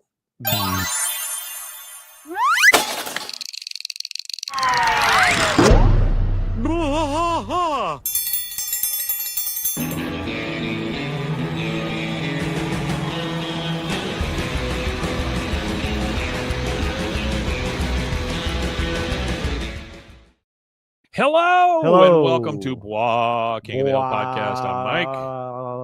Who are you? I'm Rusty. He's still Rusty. Rusty. He's still Rusty. Yeah. Welcome to Friday. Welcome to Friday. That Ain't Right Friday. That Ain't Right Friday. On a That Ain't Right Friday, we talk about everything else. We or talk nothing. about we talk about everything, or we talk about nothing. What I always tell people is we talk about King of the Hill adjacent items. Right. So not necessarily an episode like we've done before. We did Made in Ireland on Monday. And now Friday, we are talking about a couple of things. Two things. Number one, we're pumped for season 14. I am very excited for that. I'm excited about three things. Four things. Superman movie, which was fantastic. Fantastic Four, which I am hoping is very good. It should be. Because Galactus is what I've been waiting for. King of the Hill, the new season. It'll all drop at one time. We get 10 brand new episodes. And then Peacemaker season 2. Peacemaker. Very excited about Peacemaker season 2. Isn't Peacemaker the cocaine guy? Peacemaker, nope. Well, he did fight the cocaine guy. He fought a cocaine guy. Yeah, he fought the guy. cocaine guy. I know that was Alex, something that y'all Alexander, did. Go Y'all see did Superman. on It's very the good. Bros and Foes, because I was watching that. Yeah. I watched the Peacemaker run y'all did. I also do another one called Bros, Foes, and Heroes, and we do nothing but comic book stuff. Zach, my other half on that show, brings me things that I kind of know about but don't necessarily. Well, I found a really obscure comic book that I can't wait to come on you guys' show and talk about, called Foreskin Man. He is a superhero who protects foreskin. Yes, sure. Yeah. Somebody's got to. Well, there's this great tool that a lot of people don't know about. It's called the Internet Archive, Mike. I'm not sponsored by them or affiliated with them. No, in but any way. you have they're talked a about them the nonprofit entire time. organization. Yeah, well, man, it's a great resource, really. So it's where I find a lot of random comic books. So I have like this whole folder at the house on my computer of random comic books that I can't wait to come on and talk about. I have we have hired a person here at the studio who is she very much wants to be an archivist. An archivist. Okay. So when I thought, ooh, we should take her with us to San Marcos. Yeah, absolutely. And look at the archive of all the King of the Hill stuff. Which we need to get that set up. Yeah. Alexander Green says one of the worst arguments I've been in are about circumcision. Well, I try not to argue about it. I don't have to argue about it. I was born in Europe. What does that mean? It means that I was never circumcised. Oh, fantastic. Yeah. All right. They don't do that over there. Yeah. It's only actually a common practice, I believe, in the U.S., United States, and Nazi Germany. Africa, I think, too. I think it happens a lot in Africa, too. All right, let's talk about two things. First thing, I've got an article here by Michael Schneider. Says King of the Hill cast Ronnie Chang to take over as voice of Khan. Yeah, actually, that one episode I did by myself. It is a religious I thing. discussed about that. So there was actually Ronnie Chang was on Ari Shafir's podcast. Yeah. It's a travel podcast that Ari Shafir does, and if anybody doesn't know who Ari Shafir is, Ari Shafir did this insane series back in the day called The Amazing Racist. And he would dress up in like. Is he the one that wrote on the Chappelle Show? I don't know if he wrote on the Chappelle Show or not, but he was known as like a shock comic. Yeah. And he had, like I said, he had this series called Amazing Racist, and what he would do, he's a Jewish guy, so take it with a grain of salt. But he would dress up in like Klan's robes and go to like the hood. Yeah. And then he would what was another one that he did? He went to like a Home Depot and picked up a bunch of immigrant workers and went to like a detention facility and like pulled up and like started honking the horn really loud, like to the immigration office. So he used to do crazy stuff like that. But I guess he's a little tamer now in his old age.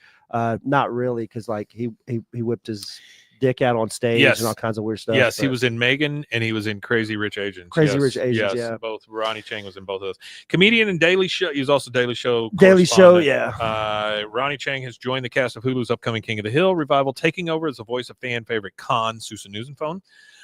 Chang joins the show as recurring guest star when King of the Hill returns for the long-awaited season 14 with 10 episodes to bow August 4th on Hulu. He assumes the gig from Toby Huss, who previously voiced Khan through the show's first 13 episodes from 97 to 09. In the revival, Huss has now moved over to the voice of Dale Gribble, starting with episode 7, tapping in to replace the late Johnny Hardwick.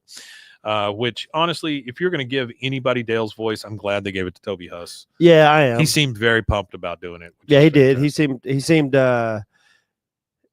pumped about doing it, and I feel like if anybody's going to do it, it should be him.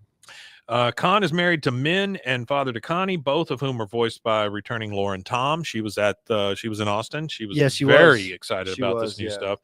As King of the Hill synopsis notes, Khan is Hank's Laotian neighbor who lives with his wife Min. Khan is arrogant and maintains his superiority complex toward his Arlen neighbors. He is ultra competitive and often butts heads with Hank. You know all this stuff.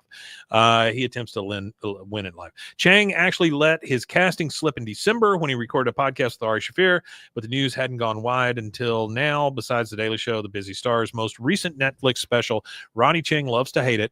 I'm going to watch that tonight to see how funny he is. Was named one of the best comedy specials of 2004 by the New York Times. He was in the films Crazy Rich Asians, Megan, and Marvel's Shang-Chi and The Legend of the Ten Rings. And his TV credits include Doogie Kamala, I don't know how to say that, American-Born Chinese, Young Rock, and Inferior Chinatown.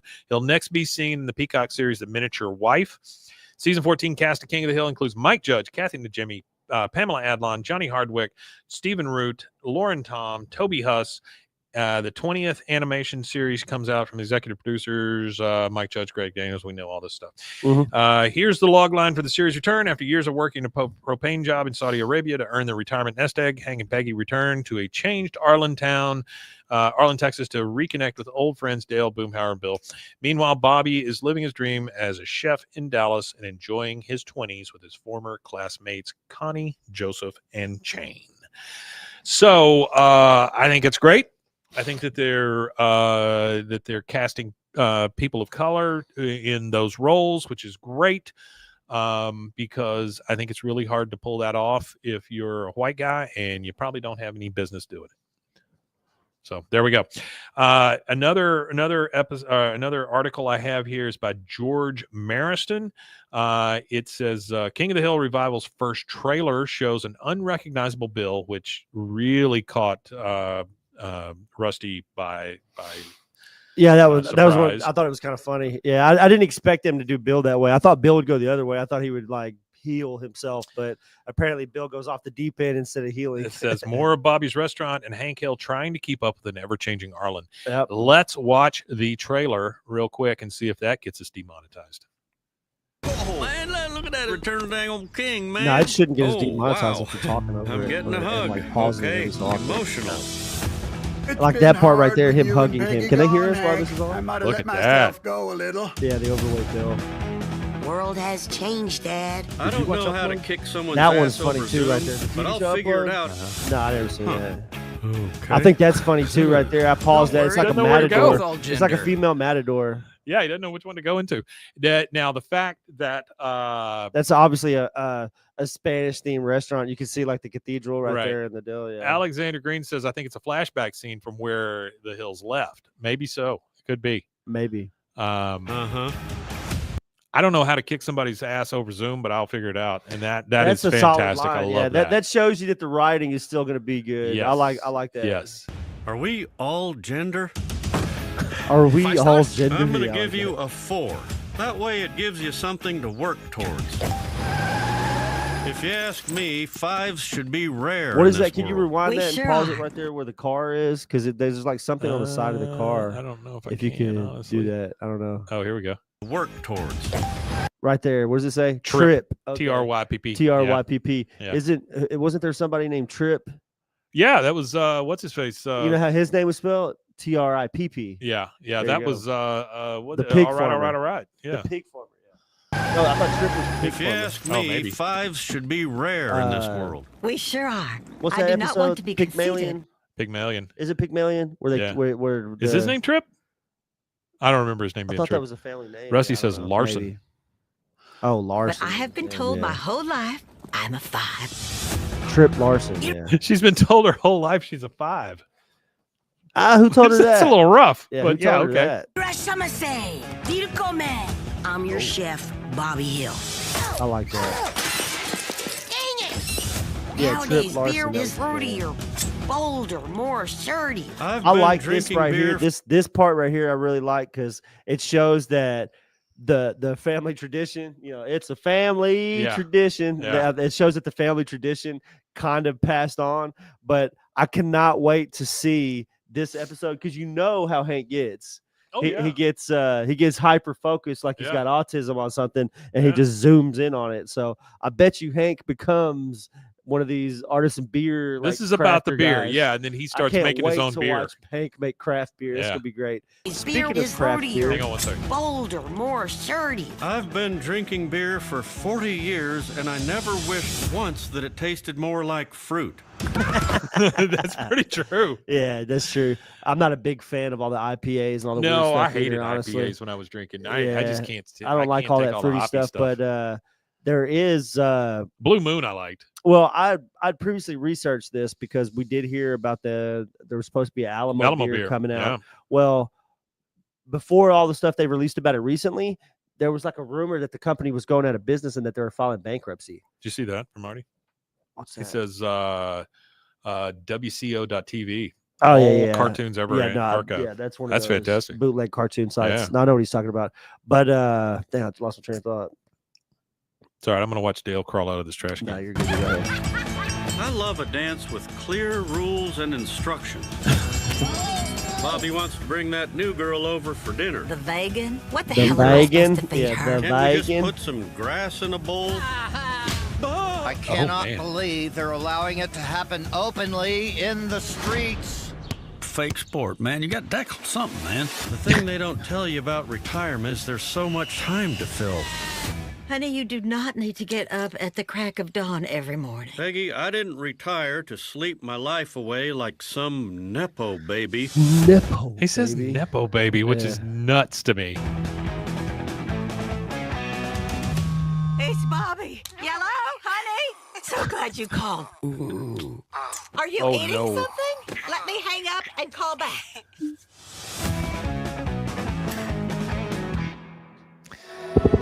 Well, here's my thing. I like it is King of the Hill, and it is new, and I will watch it, and I am very excited. That's all. Yeah, I I'm really care about. excited. The trailer's good. The trailer, I mean, kind of alludes to a few things. You get to see what kind of truck Hank's driving. Yeah, you kind of get to see the state of the neighborhood kind of a little bit. You get to see the weird dream sequence of John Redcorn riding horses with Joseph. So, or maybe they're actually riding horses. I don't think so. I think it's a weird. I think it's a so? weird dream sequence. I think that's John Redcorn. You know, Alexander says Blue Moon is a wheat beer. They just force bars to include the orange slice. I think it had like a little bit of an orange. The to blonde guy in front of the table is Clark Peters, maybe. Yeah, it could be. One of the things that I'm speculating too is that the Wasana songs are probably. I think old Shane Wasana song might actually be an investor in the restaurant. Could very well be. I think that might be what we find out. I think we might find out that the artisan beer stuff is the beer that is served inside of his own Bobby's restaurant. got a vegan. Maybe.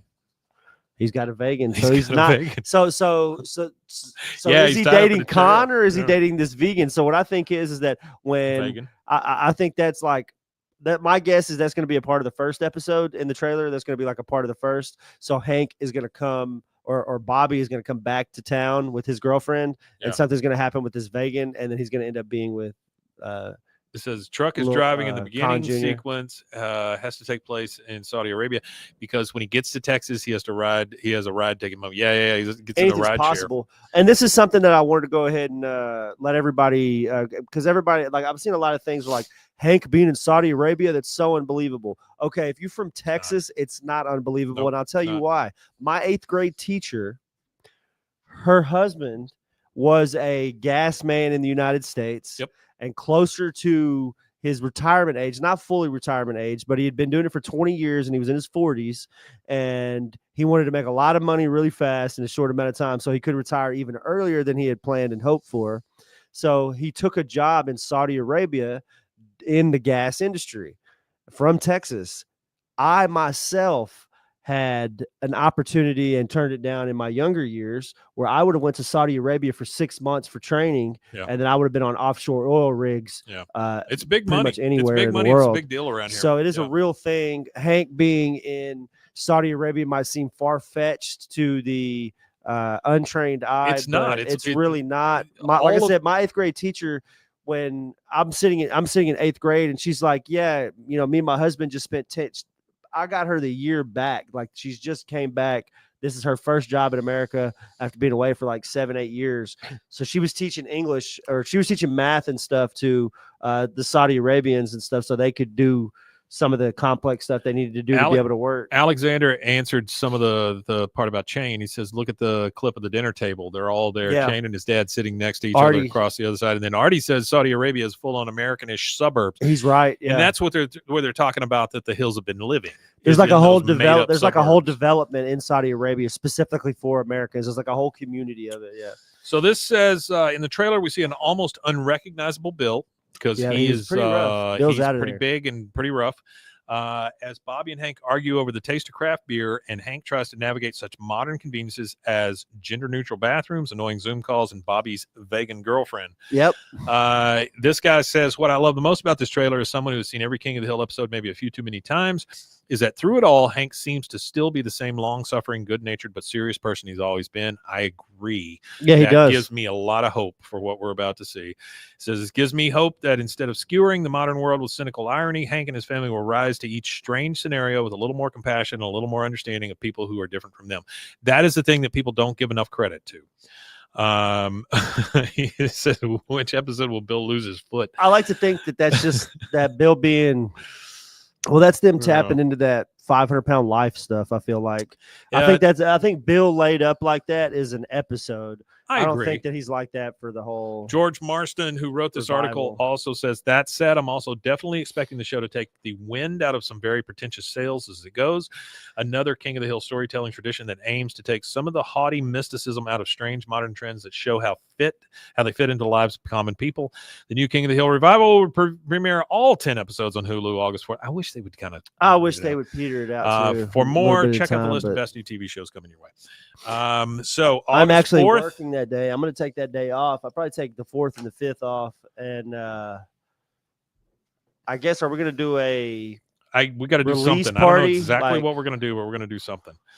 Because we got to think pretty quick. It's getting close. And we are looking at, let's see. It's like a Tuesday. So today is the 18th when this comes out. Yeah. So we got like almost 2.5 weeks. That's it. That's it. And then we get 10 new episodes. And we're going to have to figure out what to do with this show because we need to cover those 10 episodes.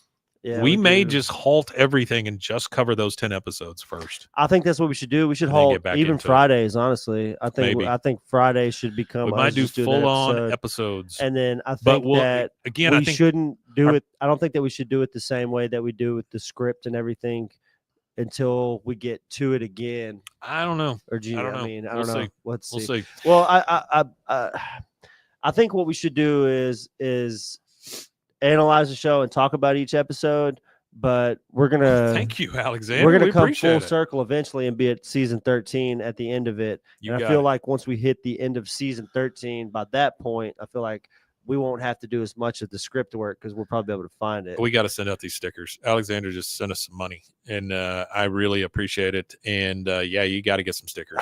You got to get some stickers.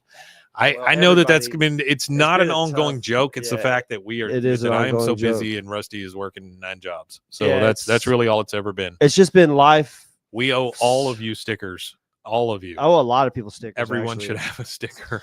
There's a lot of people that are owed stickers. I still got all the addresses. I feel like we should send it all to Artie, and Artie should send them out, and we just send him a bunch of money or something. I don't know. Yeah, how do you feel about that, Artie? Artie, you want to send out our stickers? We send you a box of stickers, and then we send you all the addresses. Send you a shitload of stickers. And then you just send them all out. You be our sticker guy. That would be lovely. We'll figure that out. Thank you all for being here. Tell them where they can find us if they want more. That in a merch store. Yeah, I keep getting emails and DMs about shirts and koozies and wallet chains. Wallet chains? Okay. Yeah, they said they wanted a wallet chain. That one actually, Artie says he'd do that. That's great. Actually, Artie, let's talk. We'll talk. My sister got me. The pops? Yeah. You got a Strickland propane pop. I did have one with pot leaves on it, but that's not cool to have at work. Yeah. So now he's got the Strickland propane. I got the Strickland propane. And it's actually licensed. All right. Tell them where they can find us. You can find us at BWAAAKOTH on all social media. 3 A's, no waiting. That's 3 A's. You can find us there. I appreciate it if you go to the YouTube, the TikTok, hit like, subscribe, hit notification bells. We go live on YouTube. We go live on TikTok. We were going to go live in other places, but we'll get there. We'll figure it out. But we appreciate everybody. Thank you guys. We appreciate it. You guys are so great. Rusty, no, we're going to have a tough time on Sundays. Just because Rusty has changed to a new job. Yeah, Sunday is going to be impossible, really, because I go to work at 6 p.m. and I got to sleep. So he does have to sleep at some point. But you guys got your new episodes this week, and we are going to continue down that road. And August 4th, we'll get here before we know it, and we will have brand new stuff to do.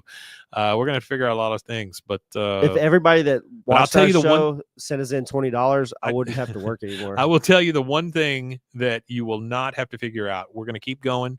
We're going to keep going. We're going to get to the end of this thing, and then we'll see what happens after that. We're never going to stop until it's the end. But then we're still not stopping. We'll figure something else out. Yeah, that is the one thing that you guys should know about us at this point. We're just going to keep going. So I mean, as far as we've gone now, it's really hard to not continue on. Thank you, Desdemona. I feel like if we were to just stop and drop it now, it would just be like an affront to mankind. Get good drugs out of it. That's all. That's what I'm looking for. Yeah, no, definitely. Yeah, them good opioids. Give me a big old hand of opiates. I'm good.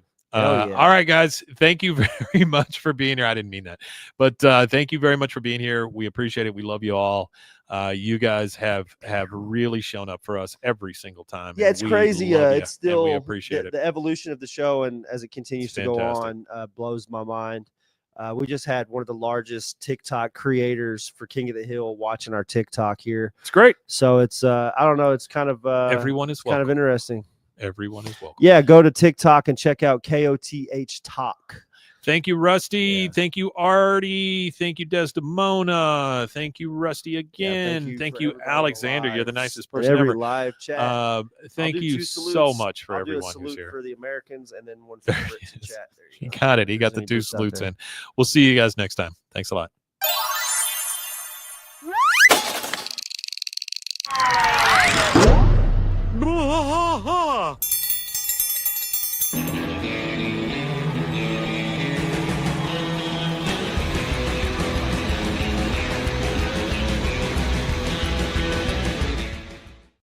is that's exactly what it was. We're talking about salutes.